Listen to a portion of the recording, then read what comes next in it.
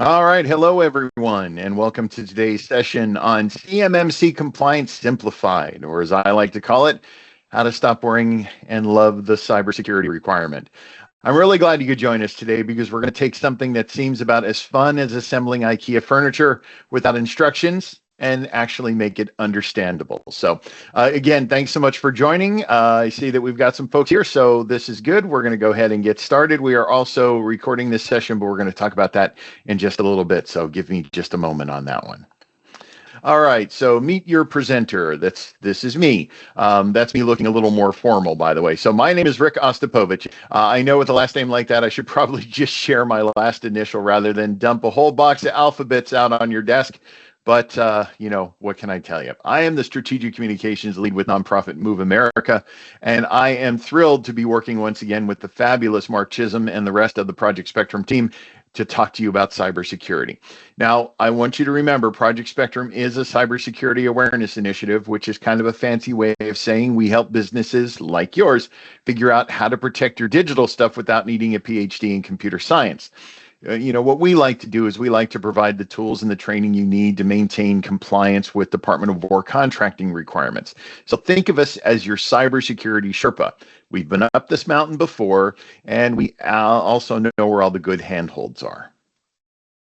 All right, so quick housekeeping. Your microphone is muted and your camera is off. Now, I know your dog or your cat or your kids are adorable, but we want to hear about CMMC today, not about somebody's emergency or what is for lunch or anything like that. So you're going to make sure that that stays muted. Check how your name is displayed. We want to make sure you're not accidentally showing up as iPad or my personal favorite, definitely not working from home. Most importantly, make sure that you are dropping questions into the chat. We'll answer as we go along, and we'll save time at the end to answer a few more. Remember, there are no dumb questions. The only dumb questions are the questions you wish you'd asked before the audit, and we're here to help you with those. Now, lastly, this isn't on your screen, but this is where I put on my legal hat, which is kind of like my regular hat, but it's going to be worn backwards like I'm about to drop the hottest mixtape of 2025. By participating in this webinar, you are agreeing to be part of a recorded event. You see, we're located here in the lovely two-part consent state of Maryland, land of blue crabs and bureaucratic thoroughness, apparently. So we need your buy-in legally. If you're not comfortable with that, despite no camera or microphone being active, so basically you're invisible like Wonder Woman's jet, just go ahead and exit now if you're not comfortable being part of a recorded session. No hard feelings. We pinky promise that you'll get the replay later. Pause just a moment, see if our numbers start to drop. We have a few people dropping. There we go. All right. If you're still here, excellent. I really was getting worried that this was going to be one of those webinars where I'm talking to myself like a podcast nobody subscribed to. All right, so what's on today's agenda? What are we covering today? Well, buckle up because we've got a full agenda that's more packed than the Spirit Airlines carry-on. We're going to start with why cybersecurity matters. We're going to take a look at the threat landscape, which makes a horror movie look like a romantic comedy. Then we're going to break down CMMC itself. We'll show you the path to compliance. We'll share some quick wins you can implement right away. And we'll talk about how to use your compliance status to your competitive advantage. Finally, we'll go through some resources and we'll do some Q&A at the end. Sound good? Excellent. All right, so first let's talk about Project Spectrum. When we say that Project Spectrum bolsters homeland defense, we know that sounds kind of grandiose, but here's the thing. You're part of the defense industrial base. Maybe you make components for aircraft. Maybe you provide IT services. Maybe you provide the little rings for the napkins that go on a submarine. Whatever it is, if threat actors can compromise your systems, they can potentially access sensitive information that could harm national security. No pressure on you or anything, but you know what? We recognize that we need to strengthen national security. So that's why we, along with the Office of Small Business Programs, support businesses like yours, and we protect the homeland by providing you with up-to-date cybersecurity compliance education, tools, and training. Basically, we're here to make sure that when foreign adversaries try to hack into your systems, they're met with better security than my family's Facebook password. And trust me, they're all using password 123, but they think that they're being really swift because they're using a capital P because the computer told them to use a capital. That's not really how that works. So let's talk about why we're all here. The defense industrial base.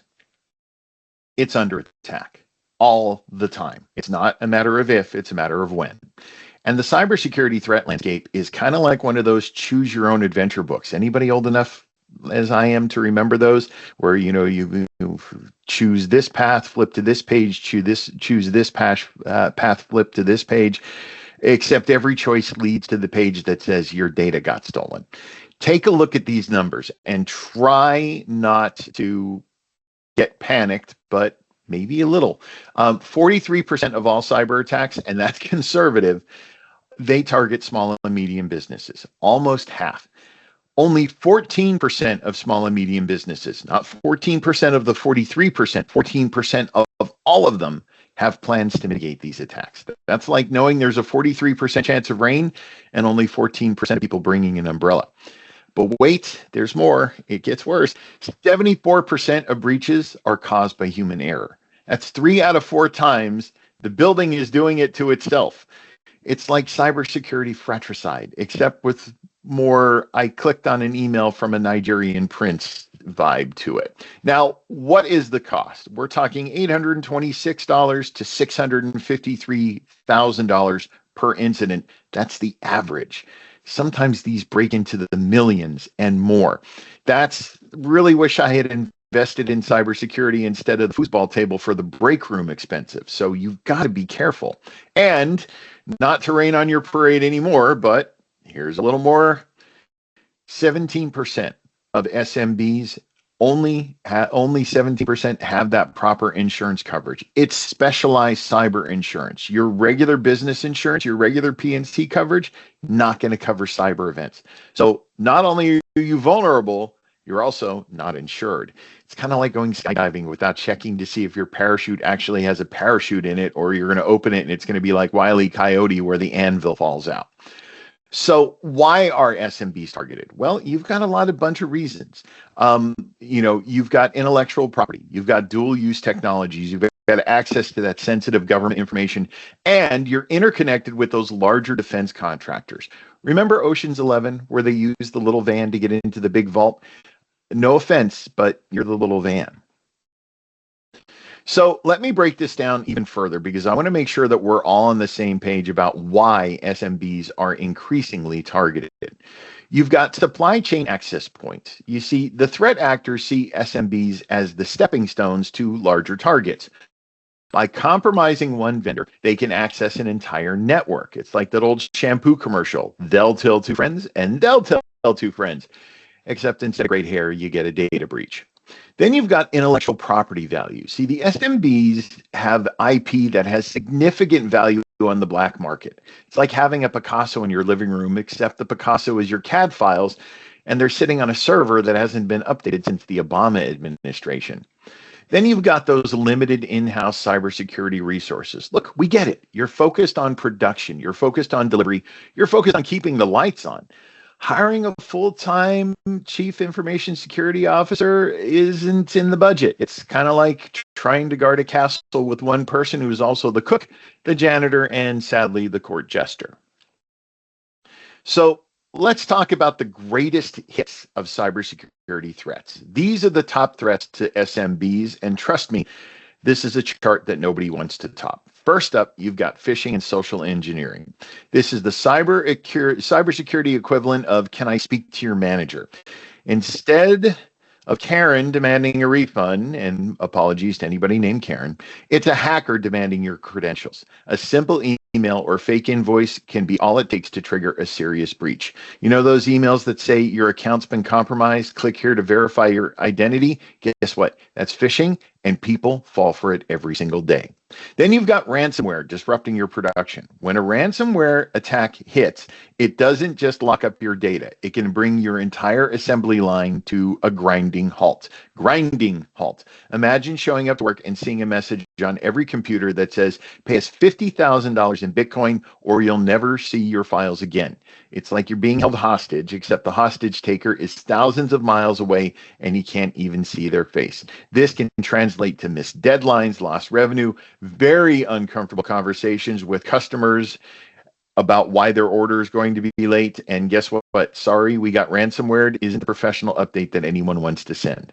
Then you've got your supply chain vulnerabilities. This one is insidious. A single weak link in a third-party connection can expose your entire operation to risk. The interconnected nature of the DIB makes supply chain attacks especially dangerous. Hey, remember the Target breach from a few years back? Guess what?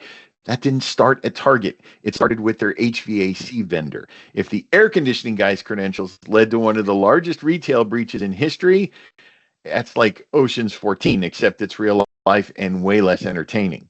Then you've got intellectual property theft. This isn't just corporate espionage from spy movies.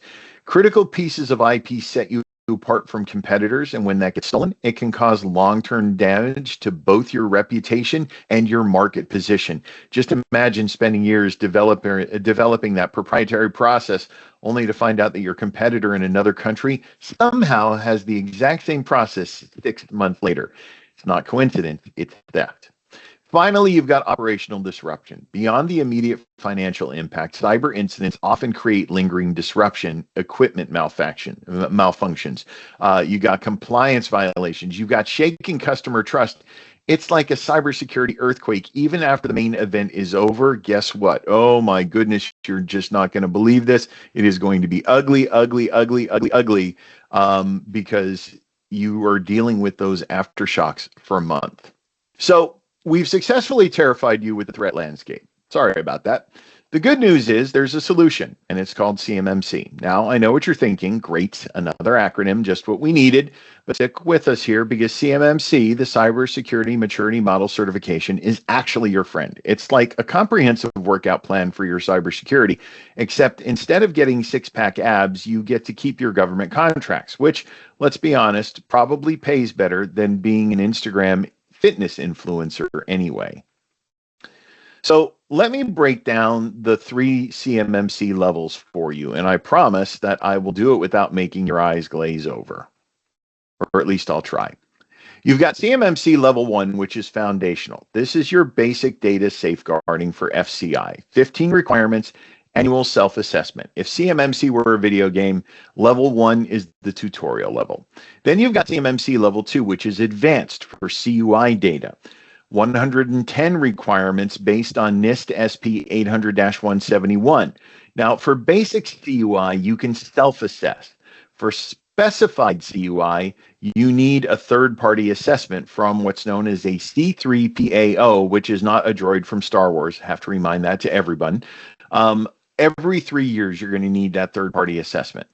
Level 2 is where most DIB contractors usually land. It's substantial, it requires investment, but it is absolutely achievable. Then you've got Level 3, which is expert, 134 requirements for national security programs. This is where you have a government-led assessment every 3 years. This is the final boss battle if we were in a video game. Most businesses will not need this level. However, if you are a subcontractor to a prime contractor and the prime contractor has to flow down its CMMC level to all of its subcontractors, you may end up actually getting there. So we just want to make you aware that that is entirely a possibility. Now, pop quiz time. And don't worry, this doesn't count toward your grade, mostly because there are no grades here, but also because this isn't school. We do need to talk about FCI and CUI because understanding what type of data you're handling is literally step 1 of this whole process. So you've got FCI, right? You've got federal contract information. It falls under this FAR clause that you see here on your screen. Sensitive but not classified. It's all information from government contracts. Think contract info, org charts, process documents. It's important, but not call the president important. Then you've got controlled unclassified information, or CUI. And again, that falls under the DFARS clause that you see here. This is the serious stuff. Now, while it's unclassified, it definitely requires safeguarding. So you've got proprietary business information, controlled technical information, sensitive but unclassified data. See, if CUI were leaked, people would definitely be calling the president. Many businesses handle CUI without realizing it. It's like finding out tomatoes are technically a fruit, and they are. But you've been dealing with them all along, so you just didn't know what to call them. So that's kind of what we look at when we look at CUI. So here's the bottom line. I'm going to make this really simple because this is genuinely the most important takeaway from this entire presentation. If you handle just FCI, and remember that's the less sensitive stuff, you need CMMC Level 1 compliance at a minimum. If you handle CUI, the serious stuff, you need Level 2 compliance at a minimum. It's understanding that data that enables you to identify the level of compliance you require. It's like knowing whether you need a regular driver's license or one of those commercial driver's licenses. Same basic concept, you're operating a vehicle safely, but this time it's a system safely, and the different requirements are based on what you're hauling. The good news is that determining what kind of data you handle isn't rocket science, though if you're actually doing rocket science, just saying it probably is CUI. Your contracts should specify what type of data you're handling. If they don't, or if you're not sure, ask. Call your contracting officer, send an email. Remember, the only dumb question is the one you don't ask and then get audited for later. We don't want that to happen, do we? No, we don't.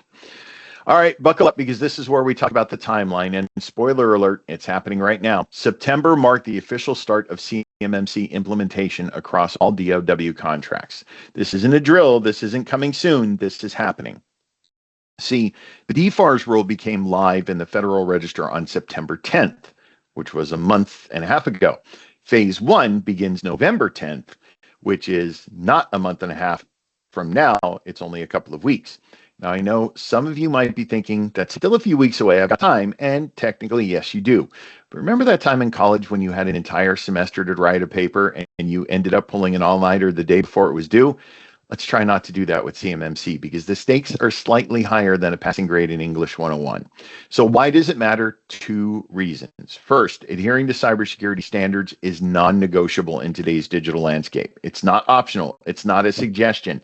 You want to work with the Department of War, you need to be compliant. It's like how you need to have that valid driver's license to drive. Sure, you could try driving without one, but I really wouldn't recommend it.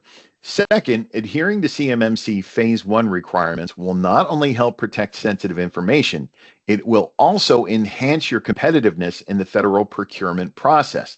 Being compliant early makes you more attractive as a contractor. It's like being the person who shows up to a job interview early with copies of your resume and dressed appropriately. Sure, the other candidates might eventually get there too, but you made a strong first impression. So what should you do? You've got 3 things. Assess your current cybersecurity posture. Where are you now? What do you have in place? What's missing? Think of it like getting a physical before starting a workout program. Then you've got developing a compliance strategy. Don't just throw money at the problem and hope it goes away. Have a plan. What needs to be done? In what order? What's the timeline? What's the budget? Make sure you have all of that info. Then you've got to stay informed. This landscape is evolving. New guidance comes out. Requirements get clarified. Don't be that person who's working off guidance from 2022 when it's 2025.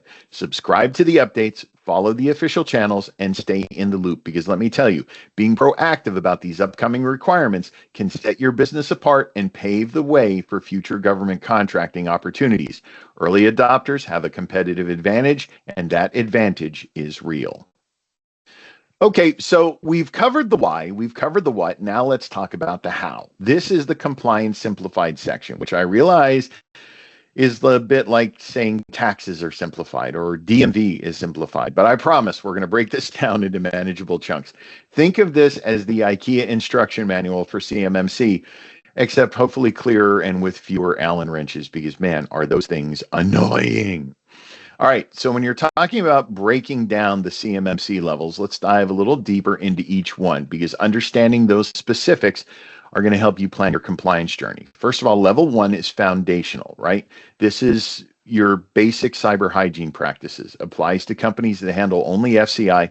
The focus here is on basic safeguards like limiting system access, controlling physical access, and sanitizing media before disposal.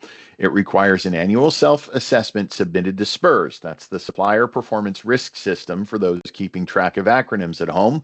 Hopefully you're not doing a drinking game with the acronyms, because you will not remember what is said in this webinar by the end of it. Self-assessment means you're grading your own homework, which is really nice, but you still need to be honest about it just in case anybody jumps in and decides to check your work. Then you've got level 2. Again, this is advanced with those 110 additional requirements. This applies to the companies that handle CUI. And now where we're getting serious. Non-prioritized acquisitions require the annual self-assessment. Still bring your own homework, but the homework is a lot harder now. Prioritized acquisitions require third-party assessment from a certified third-party assessor organization. Again, there's that C3PAO, not a droid. Now, someone else is checking your work, and they are going to be thorough about it. It's like the difference between you telling your friends you can play guitar and actually standing up and performing at a concert. The accountability level just went way up. Then you've got level 3, which is expert, and it's 24 additional requirements based on that NIST special publication. It's reserved for the highest sensitivity contracts. We're talking about defending against advanced persistent threats. These are the serious nation-state level threat actors who have resources, time, and motivation. This isn't script kiddies in their mom's basement. This is sophisticated, and they are sophisticated adversaries. It requires a government-led assessment by the Defense Industrial Base Security Assessment Center, DIBCAC. I told you, the acronyms kept coming. The government themselves is coming to assess you. It's like having Gordon Ramsay personally come to judge your cooking. The standards are high, the expectations are higher, and literally there is no margin for error before somebody gets yelled at. Most businesses will not need level 3, but if you do, you probably already would know it. So when you're talking about the threat vectors that are targeted by CMMC, let's talk about why CMMC requires what it does. Understanding the threat vectors help you prioritize the implementation based on the highest risks to your environment. It's like knowing which exits to use in case of fire. You want to know before you need to know. So you've got phishing and social engineering, right? I mentioned this earlier, but it bears repeating because it's that important. According to IBM, phishing remains the top attack method used by threat actors. It's been #1 for years. It's like the Beatles of cyber attacks, except way less enjoyable. Threat actors pose as trustworthy colleagues, acquaintances, or organizations to lure victims into providing sensitive information or network access. They're like the email equivalent of the wolf in Little Red Riding Hood, except instead of eating your grandmother, they're stealing your credentials. Here's the thing. Awareness training is a requirement under CMMC. It's not optional. It's not suggested. It's required because 74% of breaches involve human error, and the best firewall in the world can't stop someone from voluntarily giving away their password. So you've got other threat vectors that you've got to worry about. You've got the credential theft and account compromise. Once attackers have valid credentials, they can bypass many security controls. It's like having a key to the front door instead of having to break in through a window. Everything gets easier when you're walking through the front door like you own the place. Multi-factor authentication, otherwise known as MFA, another acronym, requires those requirements under CMMC significantly reduce this risk. MFA is like having a key and needing a security code and maybe a fingerprint. It's harder to fake all three than just one, right? Then you've got malware and ransomware. We touched on this earlier, but again, let's be specific. These are the things that encrypt or steal data and disrupt your operations. It's digital hostage taking, and it's brutally effective. CMMC requires antivirus, endpoint detection response, or EDR, another acronym, and timely patching, and incident response plans too.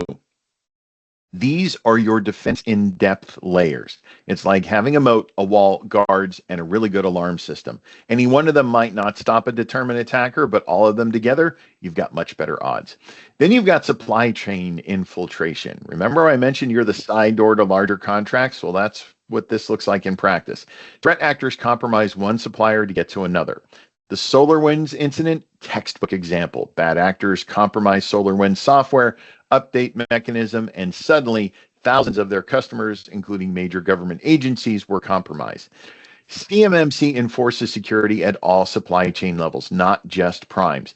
Everyone needs to be secure because the chain is only as strong as its weakest link, and nobody wants to be the weak link that ends up as the case study in next year's cybersecurity conference. So, when you're talking about the CMMC assessment requirements for level 1, right? This is where we start, talking about assessment. And I know that sounds really intimidating, but you do it once a year. It's annual self-assessments. They're required for all DIB contractors that handle FCI. Mark it on your calendar. Make it a tradition like Thanksgiving or doing your taxes, except hopefully it is a lot less painful than all of those. Then you've got self-assessment results that are submitted to the SPRS system. That's the central DOW database for assessing supplier risk, including cybersecurity posture. Think of SPRS as your report card that contractors and contracting officers can check. The scoring is straightforward. You've got a max of 110 points deducted for each unmet control. Trust me, it's not like golf. Lower is worse. Think of it as your bowling score, not your golf score. You want that high score. You want to be the LeBron James of CMMC Level 1 compliance, or whatever pro bowler is best, because I absolutely don't follow pro bowling. Then you've got organizations that need to do this, and they're like, well, how on earth can I conduct these assessments and produce these scores? Project Spectrum. And did I mention that it's all available? It's free. It's like finding out the gym membership includes a personal trainer at no extra charge. Yeah, that's why we're here. Here's why it matters. Contracting officers and primes check SPRS before awarding work. A high score signals low risk, right? So when you're talking about all of that, a low score may remove you from consideration. It's not the only factor, but it's increasingly becoming a make or break factor. You could have the best technical proposal and the most competitive pricing and stellar past performance, but if your SPRS score is terrible, you might not even make it to the next round. So just keep that in mind as you're moving forward. Then when you're talking about the level 2 requirements, this is where things get more interesting, and by interesting I mean more complex, but still totally doable. Assessment for CMMC Level 2 is for DIB contractors that handle CUI data with 2 compliance tracks depending on the type of CUI you handled. It's like having 2 different paths up the same mountain. They both get you to the top, but the route is different. You've got basic CUI, again, your annual self-assessments. You can create financial savings by using our assessment tool on projectspectrum.io, our training, even our cyber advisory services. Again, shameless plug, but it is true. And then you upload your scores to SPRS, just like with level 1. When you're talking about the specified CUI, this is every 3 years you've got that assessment. It's triennial, not trial by ordeal. Although, depending on your preparedness, it might feel similar. Certification must be performed by that certified third-party assessment organization with that funky acronym that still sounds like the droid from Star Wars. These are the pros, though. They know what they're looking for. They know the standards inside and out, and they're going to check everything. Then you've got assessments that need to be submitted to the CMMC Enterprise Mission Assurance Apport Services, or EMAS system, not SPRS. Different system, different requirements, so you need to be ready for that. The key thing here is understanding which track you're on. Are you on basic CUI or specified CUI? That determination makes a big difference in your compliance journey, both in terms of process and budget. Now, how do you know if you're dealing with specified CUI? I'm sure you're asking that question, and it's a great one. I'm glad you asked, or, well, that I asked for you, but you get the idea. To understand what type of CUI is being handled, you can check out the National Archives Record Administration organizational index groupings at the website you see here, and we'll make sure that we send that along to you in the chat as well. Trust me, it's a thrilling read, really page-turner stuff. Okay, not really, but it is important. If the CUI data that your company handles falls into the following category data types, your company will need to be assessed by a C3 PAO to achieve that level 2 certification. You've got controlled technical information, DoD critical infrastructure security information, naval nuclear propulsion information, and you've got the rest. Kind of like the old Gilligan's Island theme song. Most companies will be handling CTI if they're in the specified category. If you're designing, developing, or manufacturing defense articles or services, you're probably dealing with CTI. If you're in any of the other categories on that list, you probably already know it because someone has told you approximately 47 times and made you sign things in triplicate. And we all love to do that, don't we? Level 3, this is the big leagues, folks. This is for high capacity safeguarding of CUI data related to national security programs or high value assets. You've got to have that triennial, that's every 3-year cycle assessment, and certification renewal is required. Every 3 years, you're doing it again. All CMMC Level 3 requirements are valued at 1 point each, max score of 24 points. It's a smaller number than Level 2's 110, but don't let that fool you. These 24 are tough. You must have achieved level 2 status first. You cannot skip directly to level 3. It's not like a video game where you enter that cheat code. Then you require annual affirmation between assessments. And the assessment must be conducted by the Defense Contract Management Agency, Defense Industrial Base, Cybersecurity Assessment Center, DCMA, DIBCAC, for those of you who want to speak in acronyms and play the drinking game even more. The government is personally assessing you. They're not messing around at this level. And then all assessments need to be submitted to the CMMC EMAS system. If you need level 3, you're working on some serious stuff, and you probably have the resources to tackle this, but it is still a significant lift, so start early. Okay, so we've covered what CMMC is, why it matters, and what the requirements are. Now let's talk about how you actually get there. This is your compliance journey, the roadmap from where you are now to fully compliant and certified. And yes, I know journey sounds like we're about to embark on a quest to return the One Ring to Mordor, but I promise it's less dramatic than that. So let's break down the roadmap into concrete steps. This is your action plan, your recipe for compliance, and whatever other metaphor you want to throw in there. First things first, you need to identify the target CMMC level. To do this, you need to determine the type of data you're managing for the contract. Is it FCI? Is it CUI? And then you need to figure out if it's basic or specified, or is it CUI for national security programs or high value assets? Look at your contracts, read the language. If you're not sure, ask your contracting officer. This literally is the foundation of everything else, so this is not something you want to guess about. Then you need to assess where you are right now. What do you already have in place? You need to perform that readiness assessment, which you can do with Project Spectrum, or if you prefer, you can hire a consultant to do a gap assessment. But be honest with yourself here. This is like stepping on the scale before starting a diet. It might not be fun, but you need to know your starting point. You need to perform that gap analysis. Compare your current state to the target level requirements. This is where you identify missing controls, which are things you don't have at all, outdated processes, things you have but need to update, things you have but aren't configured properly, like your weak configurations, and then you're missing documentation, things you're doing but haven't documented, which in compliance terms means you're not officially doing them. You got to see for each gap, the document, the associated risk, the resource requirements, and the remediation priority, because some gaps are critical and need to be fixed immediately. Others are less urgent. So prioritize based on risk and resources. Then it's all about creating a remediation plan. Now that you know what needs to be fixed, it's time to create that plan. Organize your remediation plan into phases. Align it with your budget cycles and your resource availability. So think of it as 3 categories. You've got quick wins, right? Low-hanging fruit, pick them first because they give you momentum, make you feel like you're making progress. The medium-term fixes.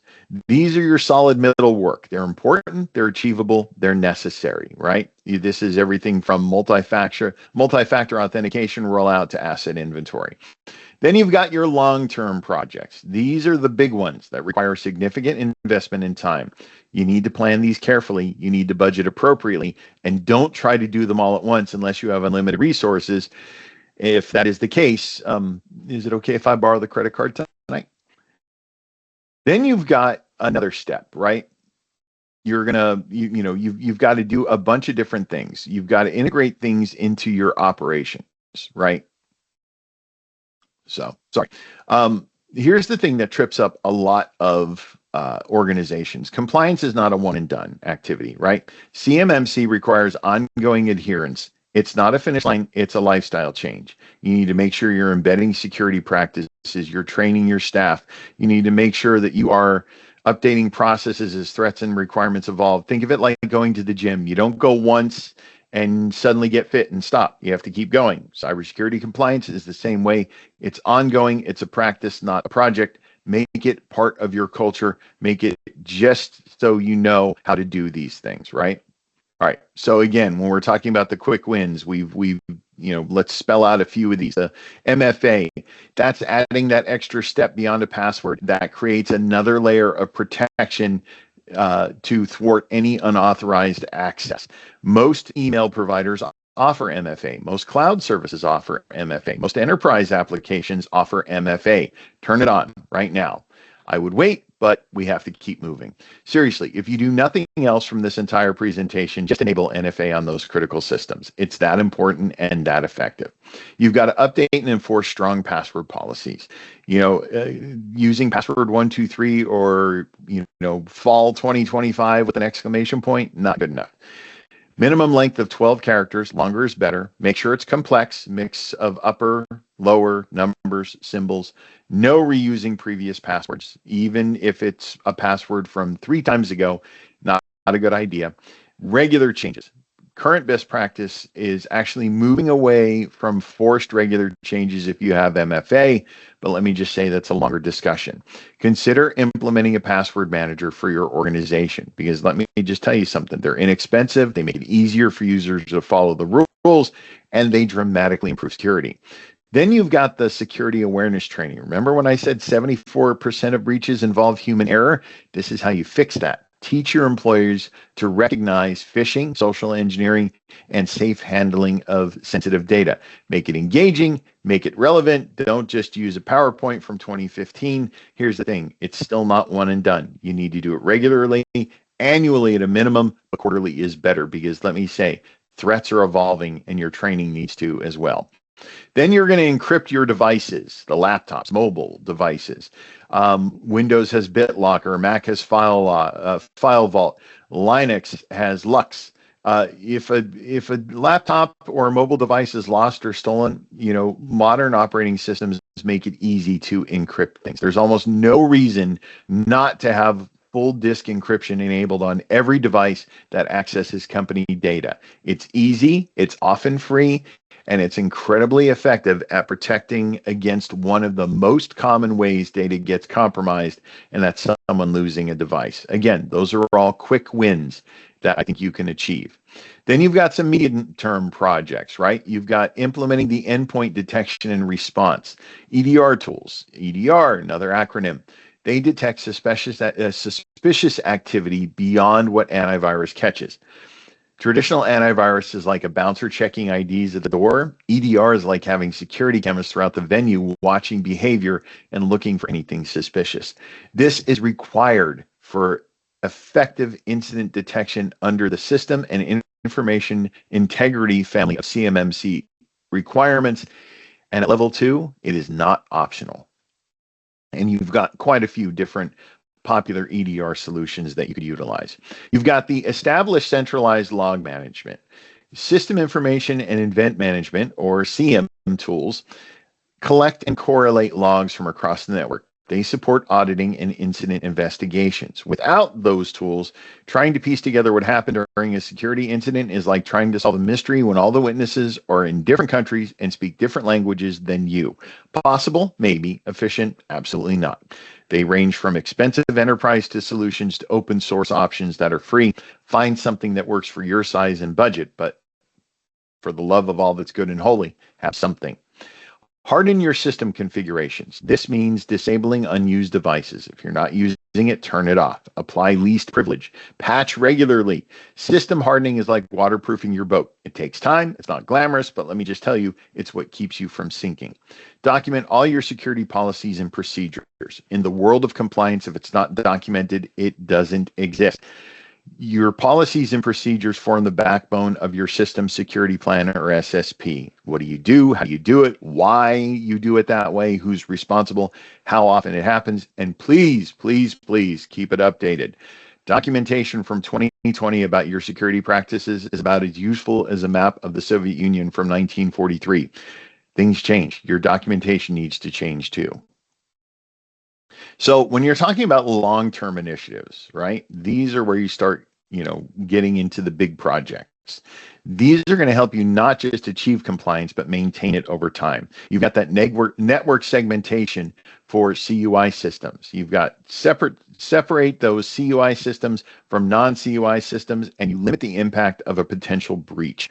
Network segmentation means that if an attacker compromises one part of your network, they can't easily move to other parts. It contains the damage. It's like, having different keys for different locks on different doors. If they get in one door, it doesn't mean they're going to get in all of them. It's significant. It's a significant task. It often involves network redesign, new hardware, new firewall rules, extensive testing, but it's one of the most effective ways to protect your most sensitive data. Continuous monitoring and vulnerability scanning. Deploy automated vulnerability scanning weekly or monthly. Have those real-time alerts for suspicious activity. You want to find those vulnerabilities before the attackers do. Advanced incident response capabilities. You want to develop the mature IR plans with tabletop exercises. Define your escalation paths and your communication templates. Practice your incident response through those tabletop exercises. Walk through scenarios. What if we got hit with ransomware right now? The military doesn't wait until they're in combat to figure out tactics. They are training constantly, so take their advice. Your incident response should be done the same way. Then you've got the regular internal and external audits. Host quarterly internal control reviews, schedule annual external pre-assessments before your official C3PAO engagement if you're going that route. Think of these like practice tests. They're going to help you identify issues before they become problems on the actual assessment. So leadership commitment, right? This is where you've got to embed CMMC in your organizational culture. Something that doesn't get talked about enough is establishing and maintaining compliance requires more than just technical controls. You've got to integrate it into your organization's overall culture.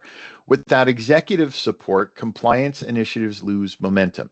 If leadership hasn't bought in, if they're treating this as a check-the-box exercise or something IT handles, you're going to struggle. They need to allocate appropriate budget, communicate the importance to the entire organization, make sure they're holding people accountable, and model good security practices themselves. I'm looking at you, executives who insist on exemptions from security policies. You got to have it for everyone. You got to do it too. Compliance isn't just IT. It's also HR, legal, operations, finance. Everyone has a role to play. So you've got to have that cross-department collaboration. All of this needs to work together. Get everyone in the same room. Get everyone on a Zoom or Teams call. We're not picky. Make sure everyone understands their role because compliance, again, is a team sport. You've got the ongoing training and awareness. Make cybersecurity awareness part of onboarding and annual refreshers. When someone joins your company, security training should be part of their first week, not something they get around to eventually, and keep reinforcing it. You've got monthly security tips. You've got simulated phishing campaigns, lunch and learns. Make it normal. Make it expected. Link those compliance goals to business goals. Tie your CMMC readiness to revenue targets, contract wins, risk reduction. Make it part of how you measure success as a company. You should be celebrating achieving level 2 certification like you won a major contract because it directly enables winning major contracts. Understood? Good. Let's move on. Now we've got some common objections. Let's address the elephant in the room. Actually, if there was an elephant in the room, there'd be no room for me and the floor would probably collapse in my office. But let's just say it's almost like 3 elephants. They're metaphorical, but they're in the room because they're the 3 common objections that we hear about all the time when it comes to CMMC. It's too expensive. We get it. We really do. Compliance requires investment. Tools, training, potentially consultant, assessments. It adds up. But here's the thing. It's not a discretionary cost. It's a cost of market entry. You want to work with the Department of War, you need to be compliant. Otherwise, full stop. Think of it this way. When you're considering potential ROI, becoming CMMC compliant is actually not a cost. It's an investment with predictable ROI. And the earlier you make it, the longer you benefit. Plus, consider the alternative. The cost of non-compliance isn't just losing future contracts. You could lose the current ones. You could have a data breach. You could have that reputational damage, and you can have legal liability. Suddenly, the cost of compliance doesn't look so bad. Then you've got, we don't handle CUI. Many organizations handle CUI without even realizing it, especially in subcontracts. Just because your prime doesn't explicitly say this is CUI doesn't mean that it's not CUI. Here's the other thing. Even if you do legitimately not handle CUI today, what about tomorrow? What about next year? Do you want to limit your future opportunities by not preparing now? So think of CMMC readiness as a way to future-proof your business and keep the doors open to higher value work. It's like having that college degree. You might not technically need it for your current job, but it opens the door to advancement. We're too small. Now, this one frustrates us at Project Spectrum because it's exactly backwards. Cyber attacks don't discriminate by size. In fact, small suppliers are often targeted precisely because they're seen as easy entry into points into larger supply chains. Remember we talked about earlier, you're the side door to the larger contractors. Plus, small businesses are actually in a unique position. You're more agile than large companies. You can implement changes faster. You can become compliant sooner. Use it to your advantage. The bottom line is this. These objections are real concern, but they're not valid reasons to avoid compliance. The risk of non-compliance far exceeds the cost of compliance. And then you can use CMMC as a business development tool. This is where we flip the script. My favorite part, instead of viewing it as a burden or a cost or something you have to do, talk about how you can use it as a weapon in your business development arsenal, because it can actually help you win more contracts. I know, plot twist, right? It's like finding out vegetables actually taste good when you cook them properly. So when you're talking about making CMMC work for you, how do you make it work for your bottom line? Well, you've got your messaging strategies, right? You've got your sales and business development teams. They need to get those talking points. You've got proposal integration, building trust with your primes, your capability statements, often a customer's first impression. Make your CMMC status prominent. Then you've got supplier registration portals. Your SPUR score, your SAM.gov registration should reflect your compliance status, making it easy for contracting officers to see you as low risk. Then you've got your business development reps, account managers, proposal writers, contract coordinators. They all need to be empowered to talk about your cybersecurity posture confidently and accurately. They're not just talking points, they're trust points. So again, here's how you can message CMMC readiness, and it's going to show ongoing commitment. Sorry, didn't mean to flip all around there. It's going to show ongoing commitment. You're not just claiming compliance, you can prove it. You've got, your business development team trained on these messages. You can role play with them, make sure they can articulate your cybersecurity posture as confidently as they can articulate your technical capabilities or your past performance.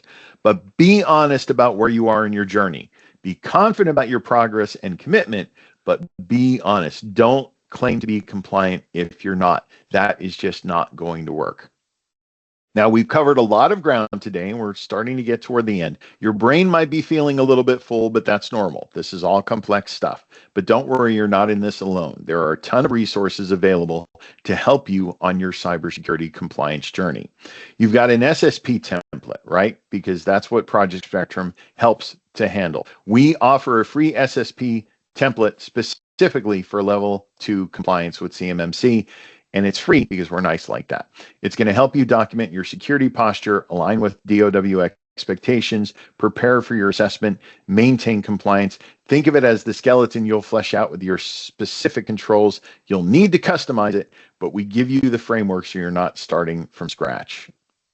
Then you've got the plan of action and milestones, a POA&M, because again, we love acronyms. This tracks and corrects cybersecurity weaknesses in your systems. It's like a key CMMC requirement. The template has columns for what's wrong, which NIST control it relates to, who's fixing it, the resources needed, the completion dates, the milestones, and the risk level. It's basically your project plan for getting compliant. It shows assessors you know your gaps, you have a plan to fix them, you've assigned responsibility, and you're tracking progress. And one note, please do not mix up a POA&M with a POEM, because there are no points for style and artistic flair and rhyming and meter when someone is actually looking for a solid plan of action and milestones. Then you've got your key external links and reference portals. These are all things that you're going to want to grab. You're going to want to bookmark them. They are trusted. They are government endorsed. You've got SPURS. You've got the DOW CUI registry, Cyber AB, NIST 800-171. The actual publication level 2 is based on. Some of these have some dense reading, but let me tell you, it's they're absolutely must-have reading material. Then you've got your funding and grant resources for compliance activities. Financial assistance is sometimes available to offset those CMMC costs. Check with your local manufacturing extension partnership center. Sometimes they offer subsidized gap assessments, workshops, and consulting, either free or heavily discounted. So you can find yours by going to the MEP site. Then you've got state cybersecurity programs. States like Virginia, Texas, and California, they offer grant matching, tax credits, or funding for security upgrades. You've got prime-funded assistance. Large DOW contractors may actually cover part of your compliance costs, especially for critical suppliers. It's not common, but it's worth the conversation if you're a sole source or a niche supplier. Again, the bottom line, don't assume you have to fund this entirely alone. Do your research and ask your questions. Now, your key takeaways, 4 things to remember. Compliance is mandatory and beneficial, required for contracts, but also improves security, reduces risks, and boosts competitiveness. It's a rare win-win. Start your readiness now. Don't wait for phase 2 or 3. Early adopters build trust and secure opportunities. Use resources in funding, free tools, grants, consulting, Project Spectrum. Don't reinvent the wheel. Just stand on the shoulders of people who documented how.